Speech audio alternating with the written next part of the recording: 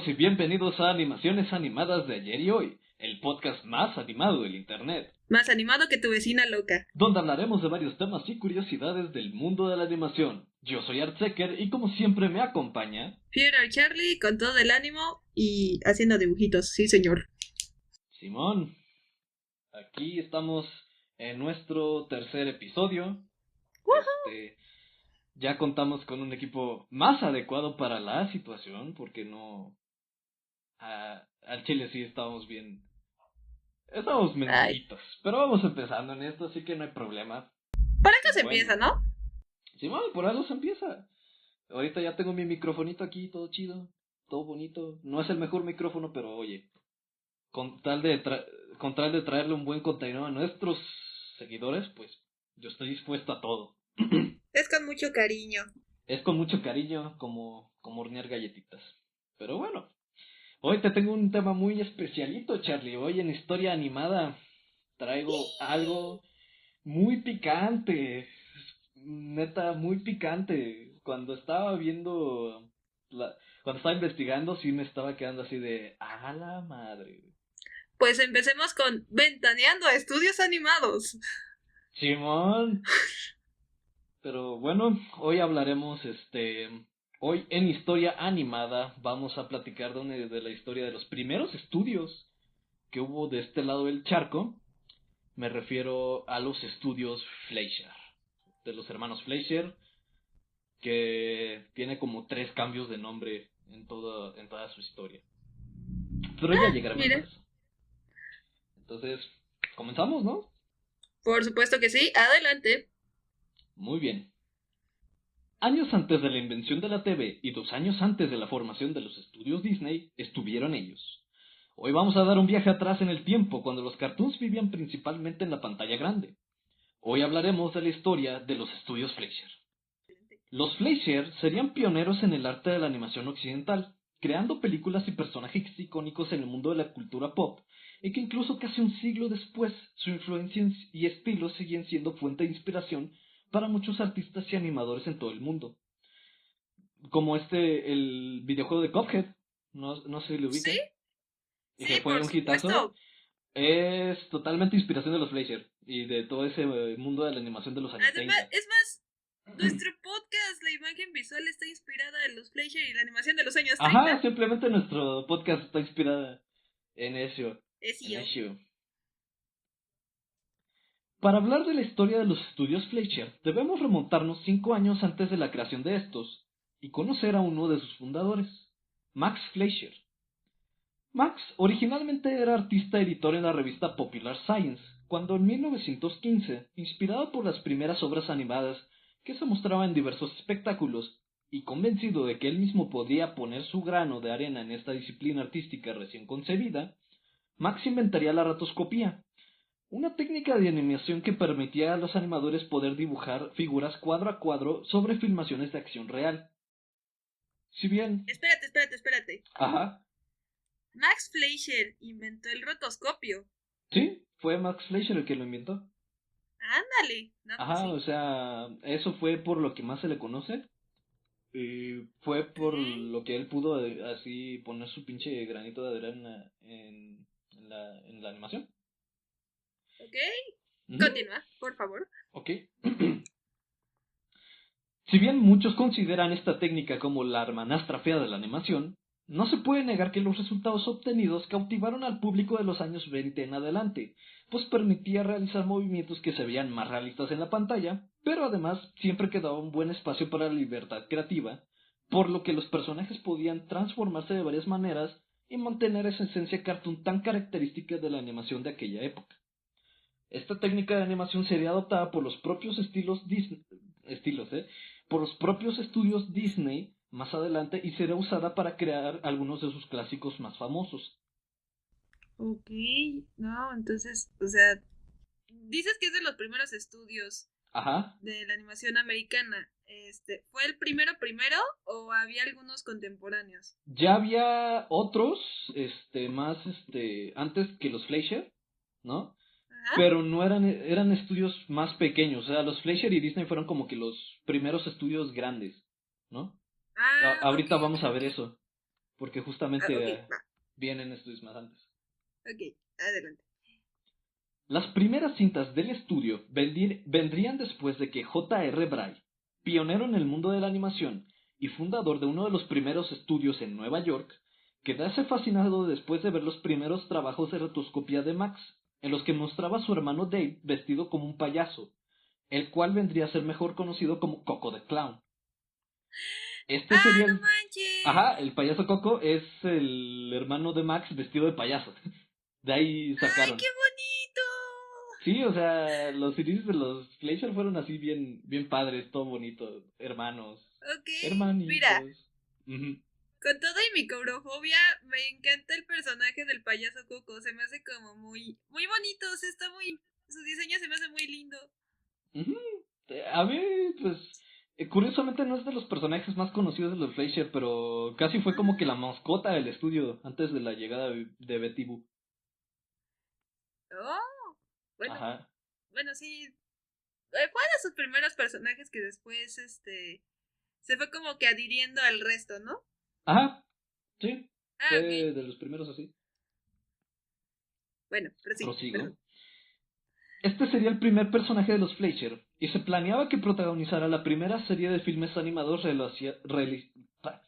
realizados en colaboración con Bray y que tendrían como título Out of the Inkwell, o en español sería algo como salido del saco de tinta o salido del frasco de tinta, más o menos.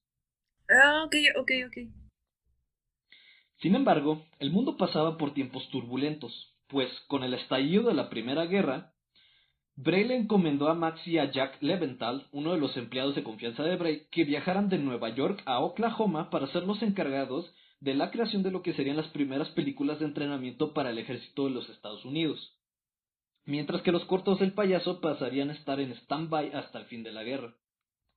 Entonces, o sea, los Fleischer comenzó haciendo, en el estudio de Bray comenzó haciendo películas de entrenamiento para los Estados Unidos, y es algo como que igual a lo que se dedicaría años más tarde.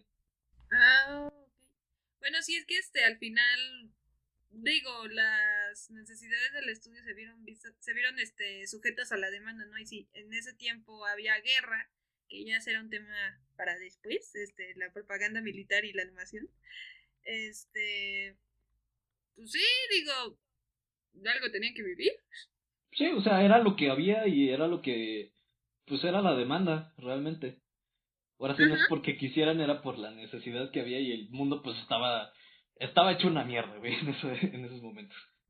Bueno, siempre lo he estado, pero hay años más que otros, ¿verdad? 2020. ¿Verdad? De regreso en Nueva York, Max trabajó en algunos proyectos de Bray, incluyendo las primeras cintas para cine del payaso Coco. Sin embargo, Max no quería simplemente ser un trabajador más, y con sueños de tener su propia casa productora, en 1921 abandonaría los estudios Bray y junto con su hermano Dave fundaría Out of the Inkwell Inc., que es la como corporación de lo salido del frasco de tinta, más o menos, ¿no? Ok, fue como Este su primer fue, nombre entonces. este fue el primer nombre de los estudios. Ah, ok. Compañía a la cual eventualmente pasaría a ser Fleischer Studios y que en sus inicios solo contaría con 3 personas trabajando, siendo estos Max, su hermano Dave y Charlie Shetler, quien sería el primer empleado contratado por el estudio y que permanecería trabajando en este hasta su cierre 20 años más tarde. Ok. Ah, 20 años nomás dura el estudio Fleischer. Este está como que raro porque, bueno, por lo que pude ver todavía sigue hasta el día de hoy, pero está extraño lo de los Fleischer. Ahorita vas a ver. Ahorita Ok. más adelante veremos eso. Bueno, Fleischer ha sido un estudio como que muy particular, no sé. Sus animaciones son bonitas. No, no, pero no sé. Son bonitas, pero algo como que no me cuadra. Se me hace como que hay algo oscuro ahí detrás. No sé, tanto mono bonito y todo tan oscuro. Me da no sé qué. Le da ñáñaras en el occipucio a la Charlie. Me dan cañangañangas. Bueno, no enfermizas, pero sí me da no sé qué. O sea, Nah, pues, ¿verdad? No sé qué sé yo. ¿no será por el payaso?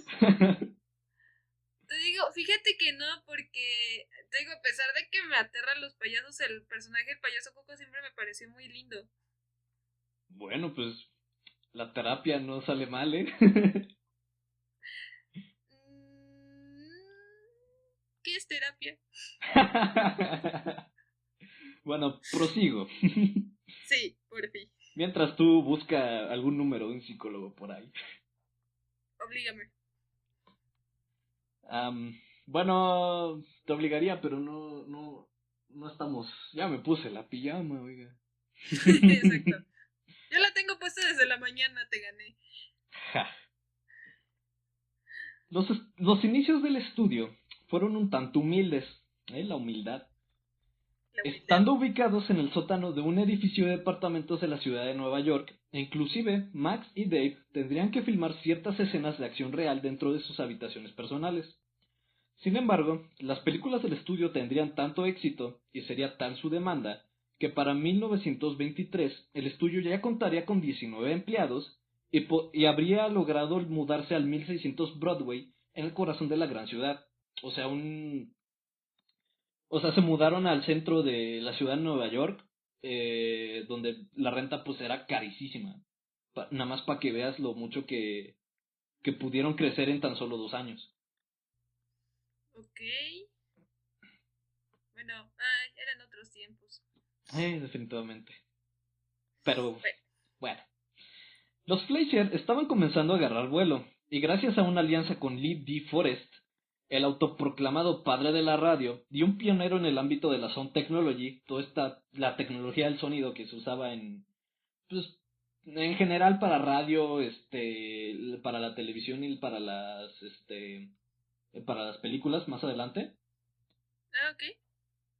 podrían lanzar en 1926 la primera película animada con sonido sincronizado llamado My Old Kentucky Home. Este filme saldría casi 2 años antes del estreno de Steamboat Willie de Disney, a la cual erróneamente se le ha concedido el título de ser la primera película animada con sonido sincronizado. Inclusive, el filme de los Fleischer sería el primero que contendría lo que se conoce como The Bouncing Ball, una pequeña pelota que rebotaría de verso a verso para que el público pudiese cantar al ritmo de la canción junto con el filme. Ok, entonces, Ajá. de verdad, o sea, muchos consideran, tienen así como que en un pedestal a Disney, así de, oh, sí, pionero de la animación. O sea, que sí es pionero de la Sí, animación, pero más innovadores fueron los Fleischer en sus ajá, tiempos. o sea, Bueno, ahorita que veas, comenzaron los con esa Fleischer, parte innovadora, ¿no? De la animación. ajá, sí, o sea, los Fleischer, o sea, Disney sí fueron como que igual pioneros, pero los Fleischer estuvieron antes siempre. Digo, Ok. los Fleischer siempre estuvieron antes y más adelante, pues ya,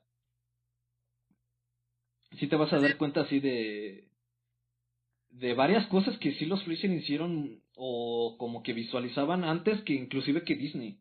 De hecho, me atrevería a decir que el Disney copió a Fleischer en muchas cosas. ahora sí que cada uno fue innovador en su tiempo, pero hay cosas que erróneamente le atribuyen a Disney. Ajá, o sea, mucho se piensa que Steamboat Willie, el corto de Mickey Mouse en un barquito, fue el primer Ajá. corto animado con sonido. Pero no, casi 2 años antes los Fleischer ya lo habían hecho. Y pues, si es eso, pues quién sabe hace cuántos años más había por ahí un estudio chiquito que había hecho un corto igual con sonido, o sea, no sabemos. Es que en esos tiempos era tan incierto y los registros era muy fácil perderlos, porque para publicarlos tardaban años. Casi el 90% de las películas se perdieron de esos tiempos. Y pues quién sabe, o sea, puede ser que haya un estudio más atrás de los Fleischer que ya haya hecho eso, pero pues nunca lo vamos a saber, porque lamentablemente quizás esa cinta se perdió. Pues igual que con los reboots, o sea, hasta donde tenemos el registro de los Fleischer Ujú. comenzaron. Sí, hasta donde está el registro, los Fleischer fueron antes que Disney. Ok, Muy bien, prosigo con esto. adelante.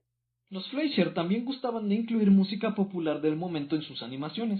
a tal grado de que películas enteras serían hechas en torno a leyendas del jazz como Louis Armstrong, Cab Calloway y Don Redman.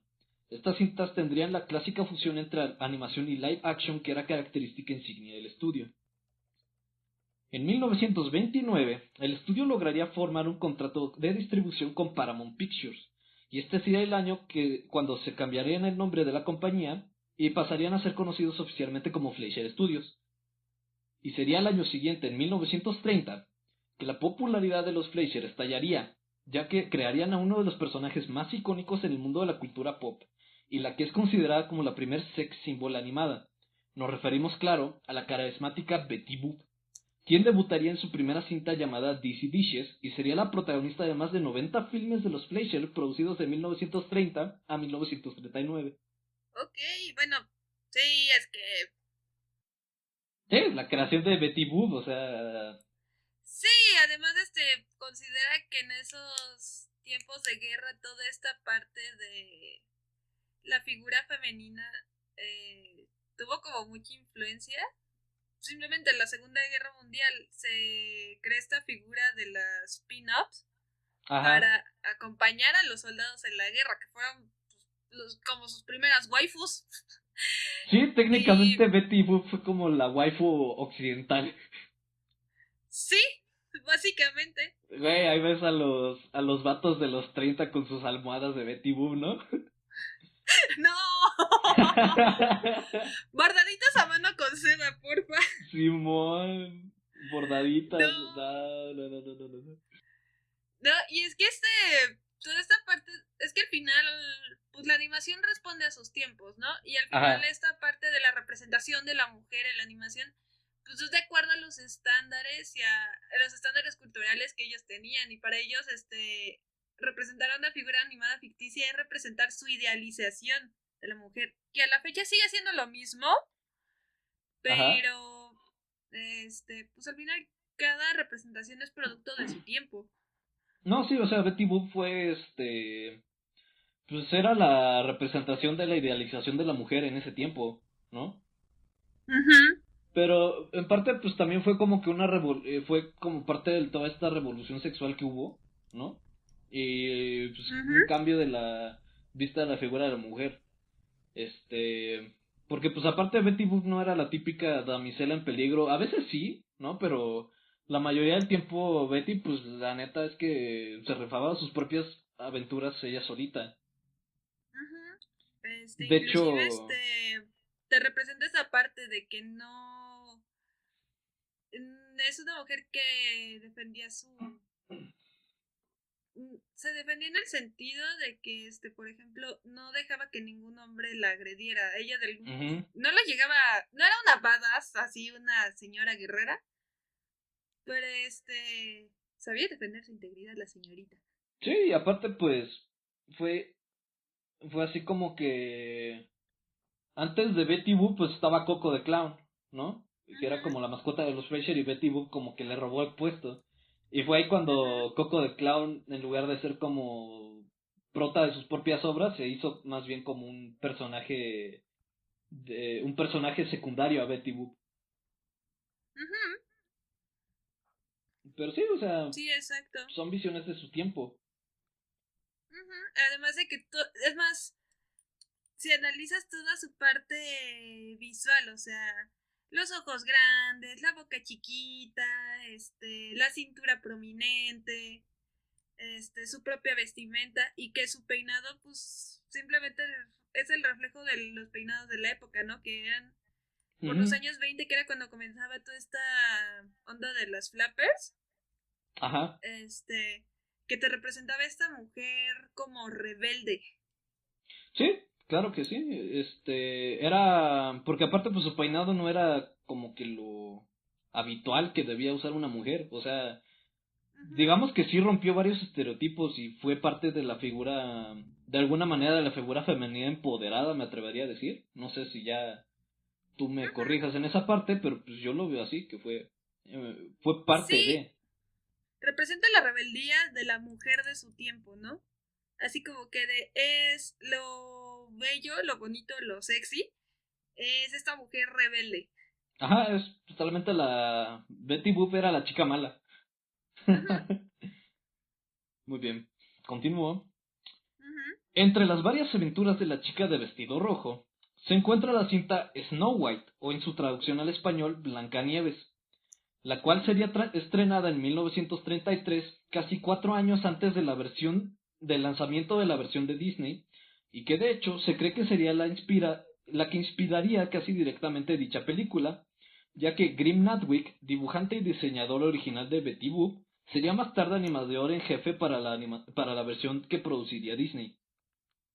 Ujú. De hecho, si ves los primeros concepts de lo que era Blancanieves, los primeros dibujos Ujú. de Nightwing, o sea, sí ves que lo que iban a hacer era Betty Boop.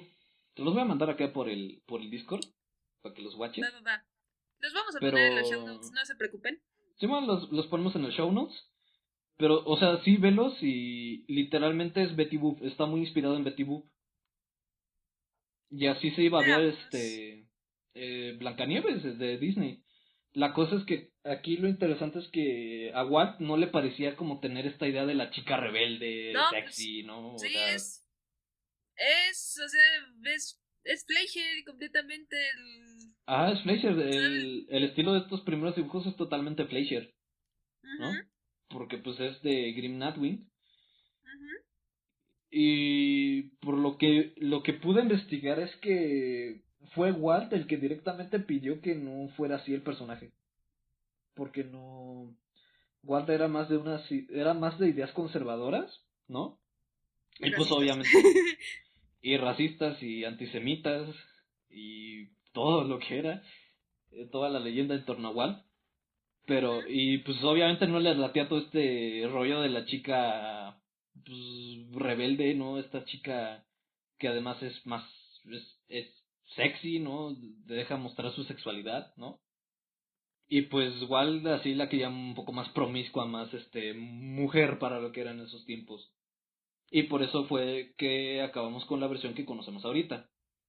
Pues sí, incluso como más aniñada, porque pues en la historia original Blancanieves tiene como, ¿qué? ¿14 años? No. Bueno, en la versión de Disney tiene 14, la versión original tiene 7, lo cual lo hace más perturbador. Ajá. Ay, qué cosas. Bueno, Pero bueno, sigamos. prosigo. En 1932, los Fleischer adquirirían los derechos para animar la popular tira cómica conocida como Popeye, o Popeye en inglés. Y a pesar de que el estudio no sería el principal responsable de la creación de los personajes de la caricatura, sí que serían los que dotarían a Popeye de algunos de sus rasgos más característicos, como es el consumo de la espinaca y y la famosa tonadita I'm Popeye de Sailor Man. No sé si recuerdas que siempre cantaba eso. Sí. Que Oh, sería sí, la sí, sí, sí. catchphrase con la que Popeye cerraría todas sus películas. El show de marinero que comía espinaca fue un rotundo éxito, y por un momento su popularidad lograría ser mayor a la del ratón Mickey. Fue este éxito también lo que haría que Paramount aumentara la demanda de filmes del marinero en periodos de tiempo cada vez más cortos, lo que al final desencadenaría la primera huelga en la historia de la industria. Oh, no. Sí, acá vamos a ver que Paramount son los hijos Chucha. de la B, son los hijos de la chucha, porque, o sea, esta fue la primera huelga creo que de escritores y animadores de la industria, y duró 5 meses en los cuales, se llamó un boicot totalmente de las películas de Fleischer. Y bueno, también Wow. eran los 30 también, o sea, Estados Unidos no estaba pasando por la mejor situación, estamos hablando de que está muy reciente la Gran Depresión, entonces mucha gente se está quedando sin empleo. Espera un momento, entonces fue la primera funa también de la historia de la animación. De alguna manera sí, fue la primera funa, pero pues esto por Paramount que estaba demandando como que por la ambición que tenía Paramount, estaba metiendo mucha presión a los empleados y al estudio, inclusive de los Fleischer. Más adelante vas a ver que los Fleischer tampoco les latía a Paramount para nada. A la Ajá. fecha, Paramount sigue explotando cosas. Nada, sí, Bob definitivamente siguen Esponja. siendo una... Paramount siempre ha sido una corporación de porquería, güey. Sí.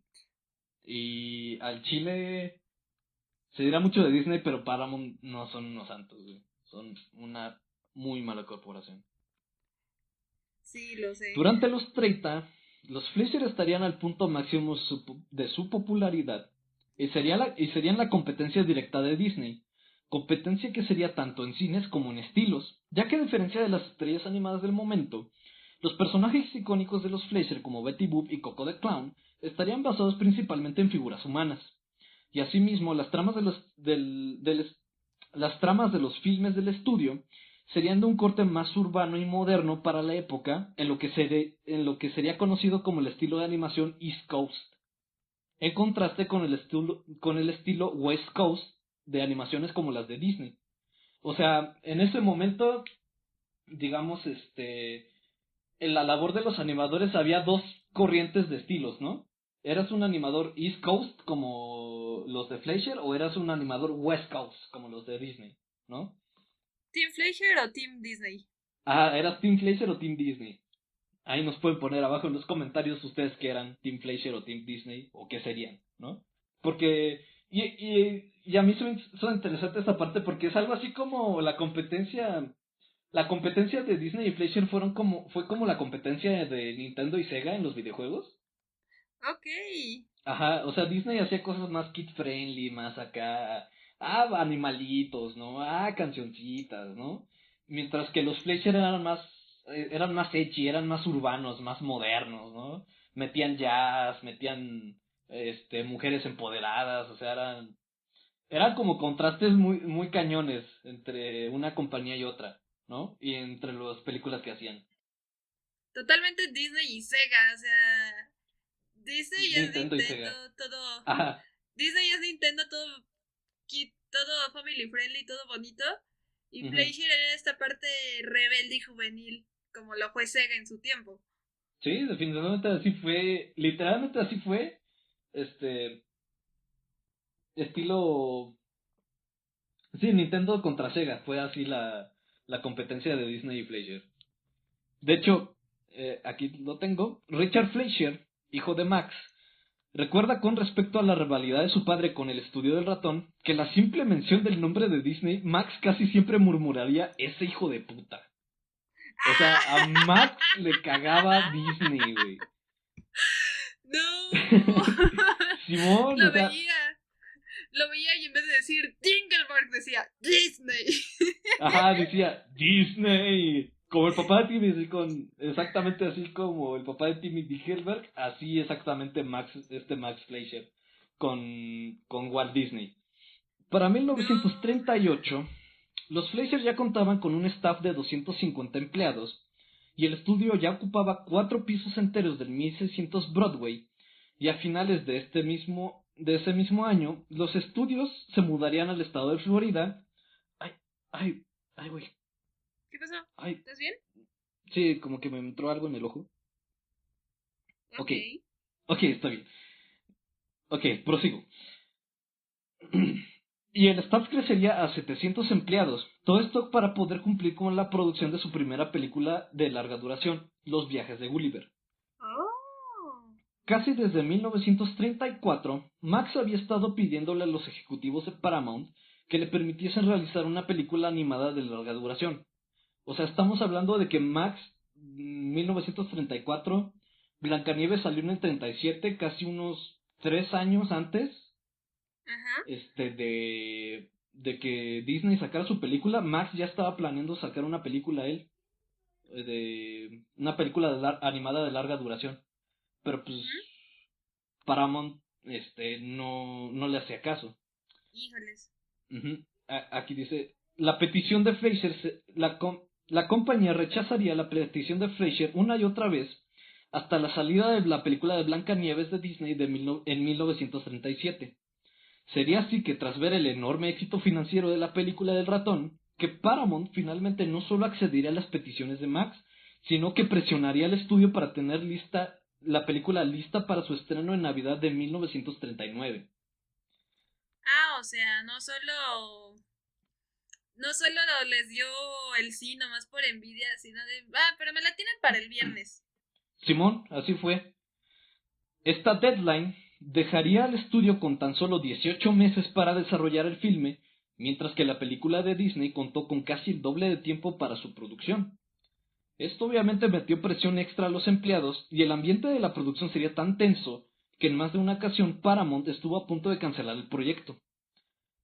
Pero, a pesar de todas las dificultades, la película podría ser terminada justo a tiempo para su estreno en la fecha planeada y mostraría ser un éxito rompiendo récords de recaudación en la box office. Ok. Sería gracias a este éxito que Barney Balaban, presidente ejecutivo de Paramount Pictures en ese tiempo, inmediatamente ordenaría otra película animada para su estreno en la Navidad de 1941. No. Sí, aquí ya Paramount se puso full plan, se puso en plan full señor Burns, ¿no? Ujú. Y ya les empezó a meter presión a los Fleischer, pero muy cañón. O sea, ya en estos momentos los Fleischer, por cumplir con la película, ya estaban entregando cantidad por sobrecalidad. Y la neta es que la Híjoles. presión era muchísima la que les está poniendo Paramount. Muchísima la presión. Y Y esto no Disney. solo hace más que empeorar, ¿eh? Y Disney. Explotar sobrehumanamente a tus empleados para cumplir una demanda es malo. Eso hasta yo lo sé. Ajá, digamos, Disney tenían como que tiempos más razonables, ¿no? Que bueno, también Disney explotaba a sus empleados, o sea, Bueno, sí. el vato no les pagaba y algunos hasta los despedía luego si hacían algo mal, ahí en el momento. Y pues como estaban saliendo de la Gran Depresión, pues estaba bien canijo encontrar otro trabajo. No, pues sí. Pero esto no hace nada más que empezar. Paramount Oh, no. estaba feliz de haber encontrado una mina de oro en la producción de películas animadas. Sin embargo, los Fleischer no compartirían el mismo entusiasmo. Tanto Dave como Max tendrían sus reservas de verse sobrecargados de trabajo y se opondrían fuerte pero silenciosamente a verse involucrados en otro gran proyecto de la distribuidora, temiendo que el exceso de trabajo comprometiese la calidad de las películas que estaban produciendo. A Paramount esto le valió madre, y en mayo de 1941 se acercarían una vez más para comisionarles a los Fleischer la creación de una serie animada del popular héroe de cómics Superman. Oh, no. Ujú. Los Fleischer, buscando una manera de rechazar el proyecto sin verse, en comillas, poco corporativos, idearon un plan. Accederían a realizar la serie, pero el costo de producción sería intencionalmente muchísimo más alto de lo regular. Esto con la idea de que la Paramount fuera la que diese el paso de no continuar el proyecto y rechazar al estudio. Es así como durante una junta con los ejecutivos de Paramount, los Fleischer cotizarían que la financiación del proyecto debería ser de $100,000 por episodio, lo que equivaldría a $1,700,000 en tiempos actuales, por episodio. Debería aplicar la misma para cobrar mis diseños. No lo quiero hacer. Te cobro unos 10,000. ¿Qué dices? No, pero aquí los Fleischer lo hacían para que no los eligieran, para que los mandaran a la chingada. Por eso, hay proyectos que yo no quiero hacer, puedo darlos mucho más caro y ya me dicen, ¿sabes qué hay para la otra? Espérate que ahí te va. Oh, no. Con esta inflación de precio, que era por lo menos unas 4 veces mayor que la producción de un corto convencional Popeye, los Fleischer esperaban no tener nada más que ver con otro de los megaproyectos de la Paramount. Pero, para su sorpresa, la distribuidora no solo no los rechazaría, sino que negociaría con el estudio y les ofrecería una financiación de $50,000 por episodio, que era casi el ¡Ay, doble de lo que no! recibían por la producción de los cortos de Popeye, además de toda una campaña de marketing para la promoción de la serie. Los Fleischer se habían puesto la soga al cuello y ahora estaban comprometidos con un proyecto que nunca quisieron hacer, con un apoyo financiero y de marketing muchísimo mayor de lo que habían recibido en sus anteriores obras. ¡Ay, no! Sí, o sea, les fue súper mal, les salió el tiro por la culata a los Fleischer esa cuestión. ¿Sabes qué? Ya no quiero. ¿Vas a seguir queriendo aplicar esa? Depende. Aquí los mexicanos para cobrar proyectos de diseño son muy codos, entonces igual me funciona. Pues ahí a ver qué tal si te ponen en un proyecto y hasta te pagan más, ¿no? pero no quieres hacer ese proyecto. Si ese proyecto me da una PC chida, va. Jalo, dice la Charlie. Ok, prosigo.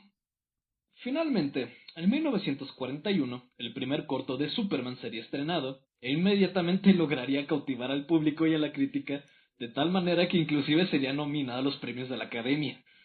O sea, a los Fleischer tratándolo de hacer mal lo hicieron bien. ¡Oh, diablos! ¿Por qué soy tan bueno?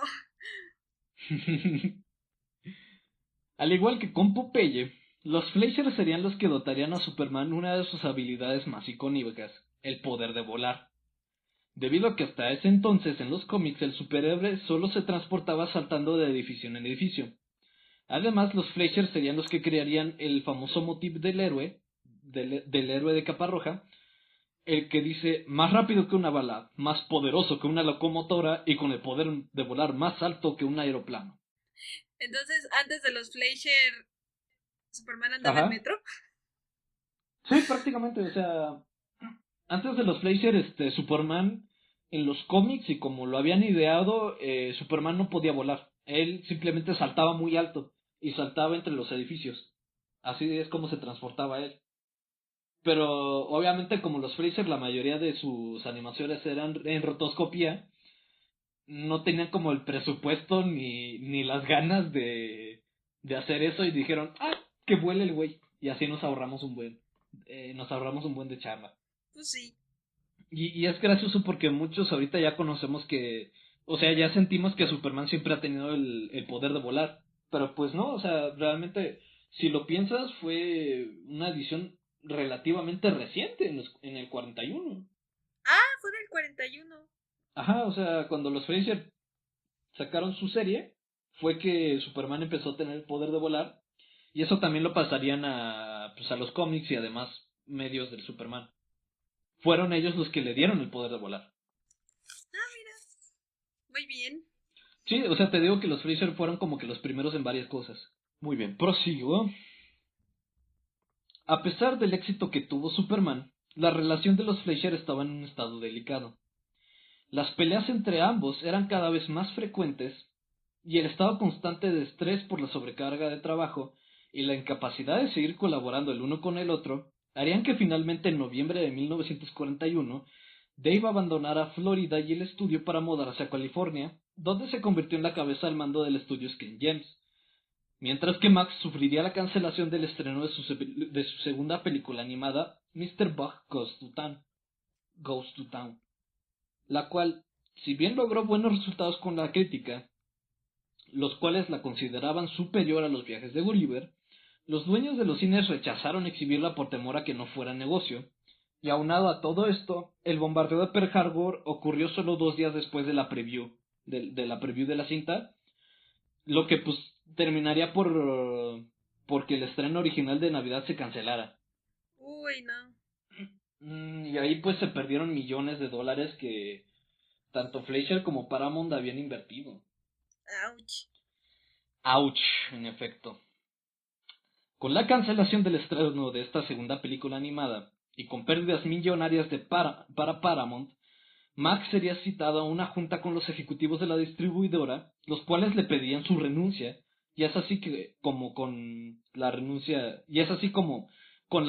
de Dave un mes atrás, Fleischer Studios sería reformado por Paramount como Famous Studios en 1942 y continuarían el trabajo de la serie de Superman y demás cortos de Betty Boop, Popeye y el Marino sin ninguno de los hermanos Fleischer.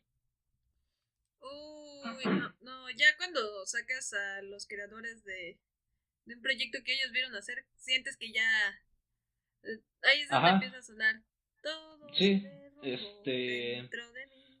o sea, Dentro de mí. técnicamente los estudios nunca cerraron, más bien como que Paramount los fue transformando, ¿no? Ah, ok. Ajá, en sí los estudios nunca cerraron, simplemente se transformaron a Famous Studios y no sé ahorita cómo, si siguen haciendo cosas.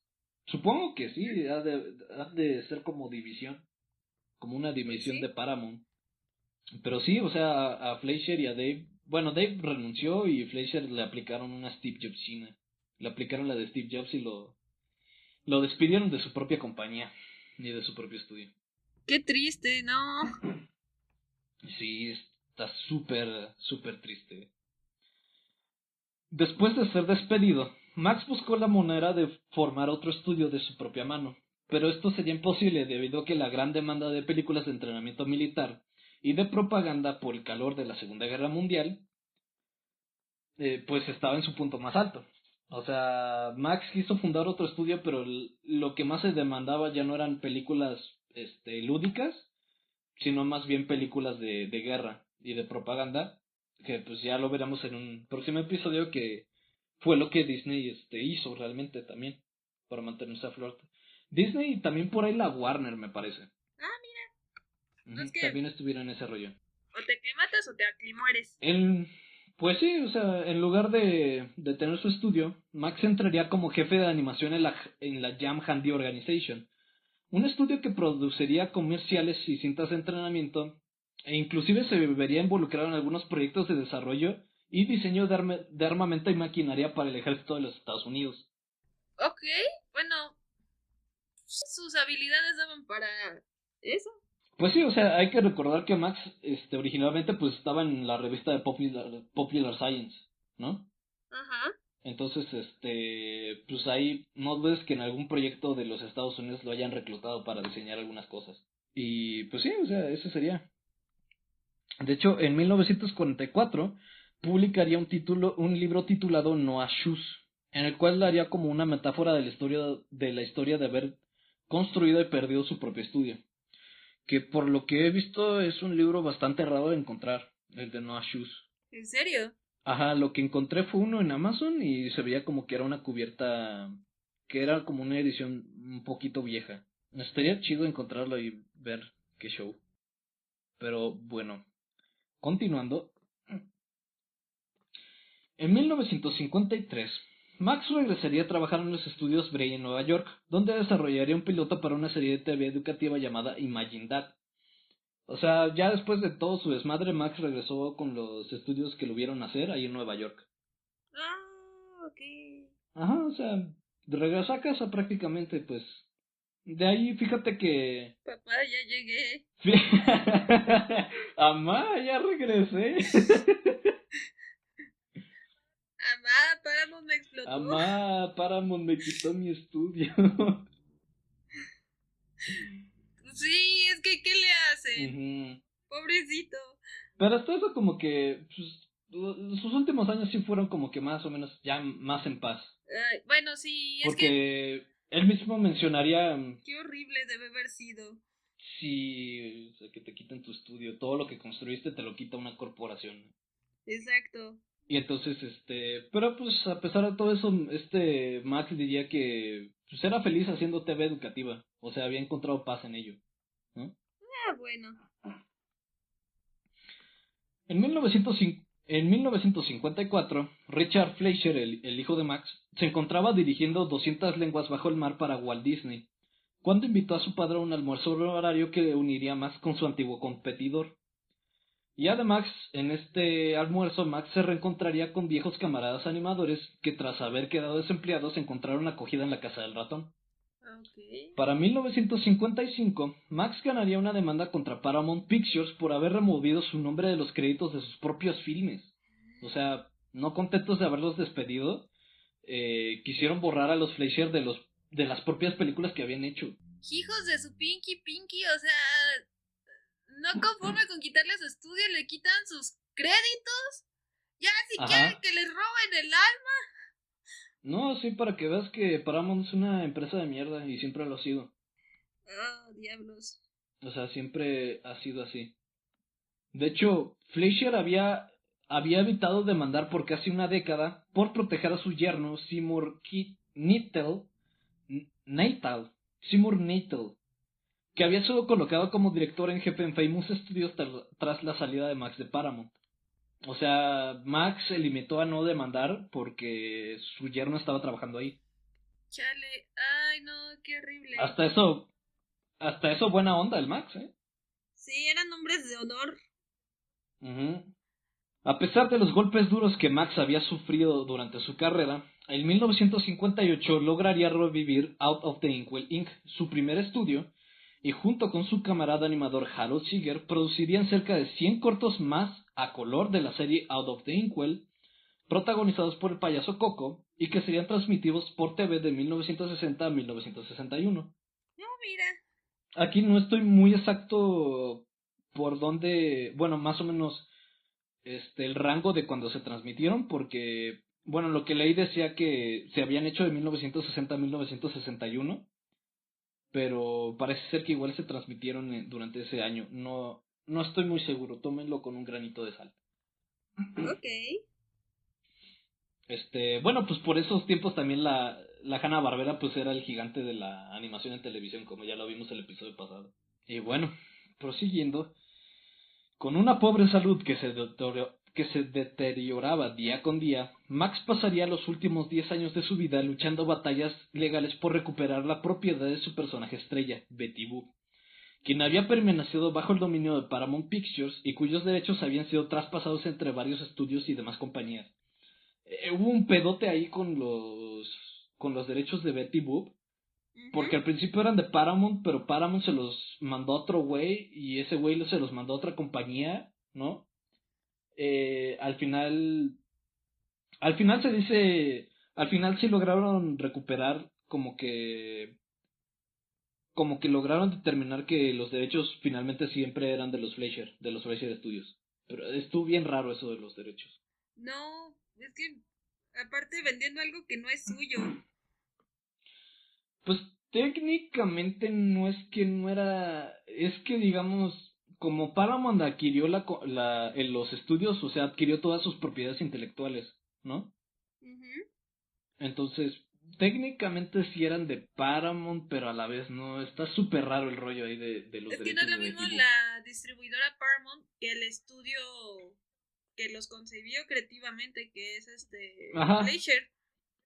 sí, por eso al final, creo que al final sí se determinó que siempre sí pertenecieron a los Fleischer. El estudio Fleischer lo parió y ellos deciden. Ajá. Es que sí, estuvo súper raro eso de los derechos de Betty Boop. Y sí hay como que mucha confusión sobre qué es lo que pasó con el personaje ilegalmente. Porque pasó por muchas manos y por muchos estudios, o sea, no. Creo que hasta ahorita es de los Fleischer, pero a la vez es igual de otra compañía, no sé. Eh, Realmente está súper extraño eso. Fleischer lo único que decía era devuélvanme a mi hija. Ajá, prácticamente. Pero pues, lamentablemente, el 25 de septiembre de 1972, Max fallecería a causa de una esclerosis arterial a la edad de 89 años.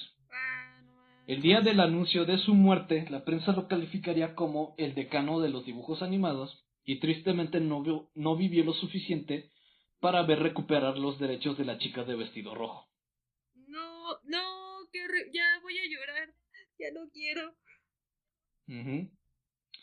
La historia de los Fleischer está llena de altas y bajas, un estudio lleno de talento, innovación y grandes ideas que lamentablemente fueron aplastados por la ambición corporativa y cuyos personajes se convertirían en iconos reconocibles en la cultura pop en Estados Unidos y el resto del mundo. Esta fue la historia de los estudios Fleischer. Quiero llorar, ya no quiero. Sí, acabó muy sad la situación, o sea, fue... Es una tragicomedia la historia de los Fleischer. O sea, No, no es más tragedia, porque, es más tragedia que comedia, pero... o sea, ¿has visto esas películas dramáticas del chico buena onda, que es inteligente, tiene amigos y todo, pero que al final se muere? Ajá. Básicamente esa es su historia. Sí, básicamente, o sea... Y esto fue más que nada... La decadencia de los Fleischer vino más que nada por la ambición de Paramount. Es más, Y de todo eso. Fleischer, o sea, Ajá. eran una relación.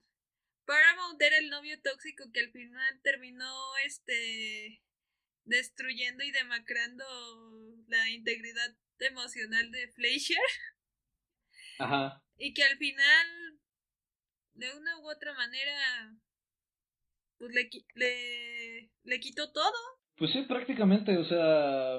Pues a Max, Si ni siquiera pudieron morir habiendo recuperado a su personaje más popular, o sea, yo que empiezo a desarrollar proyectos con personajes propios, sí duele. Es que es algo que Ujú. no, muchos lo ven como algo ficticio, ¿no? Algo que dices, pues es solo un personaje, no existe, no, no, o sea, es un proyecto al que tú le metes corazón, al que tú le metes tiempo, esfuerzo, todo, y para que Claro. alguien llegue y te lo quite de verdad, pues es un dolor que no todos entienden. Y que al final las Ujú. corporaciones, a Paramount lo único que le importaba era el dinero que les daba Fleischer. Sí, o sea, Paramount, hasta que no vio que el dinero que dejó Blancanieves, a Fleischer no le querían dar la luz verde de sacar una película. Ujú, De hecho, te apuesto que si le hubieran dado la oportunidad a Fleischer, ujú. él hubiera sacado, creo, la película. Yo supondría que un año antes de la salida de Blancanieves. Por supuesto que sí. Porque, te digo, los Fleischer, fueron como que los primeros en muchas cosas. Y a veces como que no se les da ese reconocimiento. O sea, quedaron como, igual como, igual porque Paramount como que intentó enterrarlos un poco, ¿no? Sí, Ya ves que hasta intentaron quitar el nombre de Max de las películas de las películas que él había hecho. exacto. Y no, sí está está muy fea la situación que pasó con los Fleischer y pues por la avaricia corporativa de Paramount en realidad. Básicamente, y que al final, pues la avaricia corporativa nunca se les fue. No, ahí siguen, o Y que a sea, la fecha, ¿por qué siguen explotando tanto sus franquicias y todo? O sea, no, ahora sí que no solo hablando de los Fleischer, estamos hablando de sus personajes como King Kong, como que incluso lo lleva una demanda contra Nintendo, ujú. más actualmente con Bob Esponja y Camp Coral. Pues es que siguen siendo una corporación de porquería y como lo han sido siempre. O sea, tampoco a Steven Hillenburg, pues ya ves que no lo están respetando ni en muerte, güey.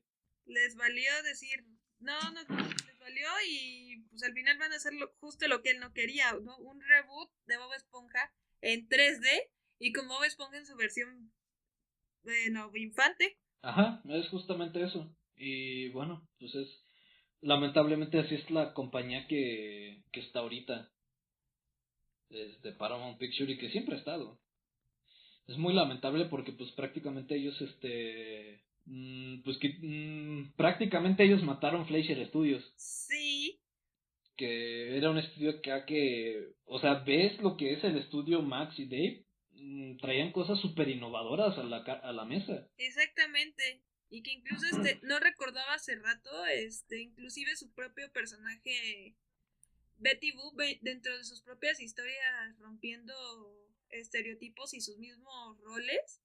Recuerdo mucho un capítulo Ujú. en el que Betty Boop quiere ser corredora de autos de carreras y no la querían dejar. Oh, sí cierto, no la querían dejar, pero al final, ella termina ganando. Ajá, sí, sí, sí, Sí, recuerdo mucho ese episodio. sí, Sí, o sea, igual en la película de esta de Blancanieves, pues fue la inspiración para hacer la película de Disney realmente.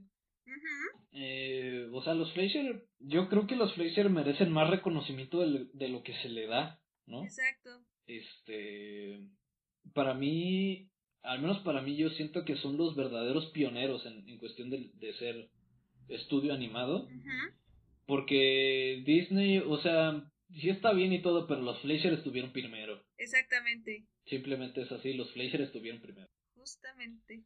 Pero bueno, yo creo que ya podemos terminar el episodio ahorita. Antes de que No llore. sé si tengas Antes de que Charlie llore, no sé si tengas algo más que decir o opinar acerca de la historia, de la triste historia de Max Fleischer, Quiero llorar, es lo único que puedo decir, quiero llorar.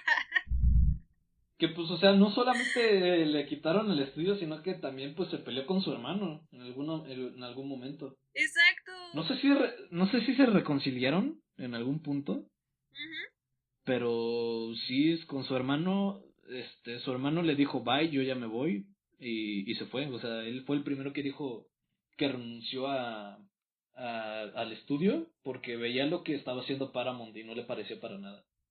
Pues de hecho ambos hasta cierto punto no les latía estar con Paramount, ellos. Pues no, ¿y nunca buscaron como independizarse? Supongo que sí lo intentaron, pero pues es que seguían teniendo como que contratos legales con Paramount, ¿no? Porque ya los habían, ya estaban con otra película. Habían sacado la primera película que hicieron, que es la de Los viajes de Gulliver. Ajá. Y pues inmediatamente después Paramount les encargó otra, pues obviamente firmaron un contrato y todo y pues no lo podían dejar así como así. Ya, no, pues sí. De hecho pues por eso no querían aceptar el trabajo de la serie de Superman, ¿no? Ujú.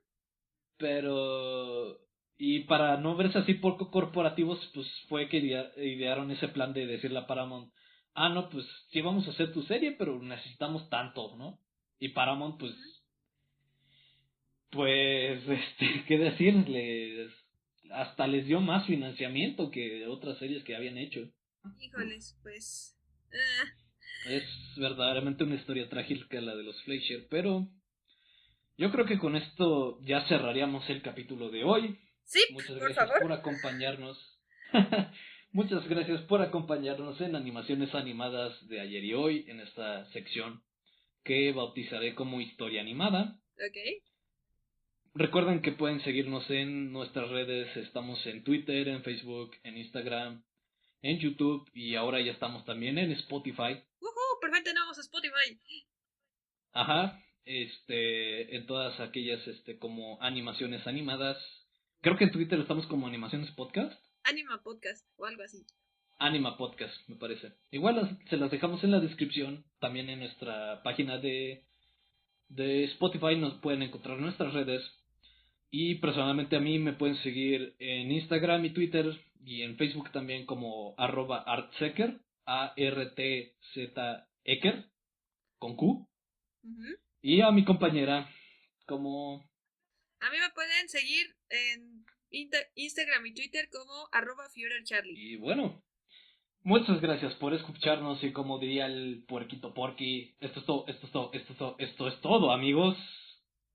Nos vemos Voy por mi cajita de Kleenex. hasta la próxima y Hasta la próxima. creo que vamos a ir a llorar un poquito. Nos vemos, bye.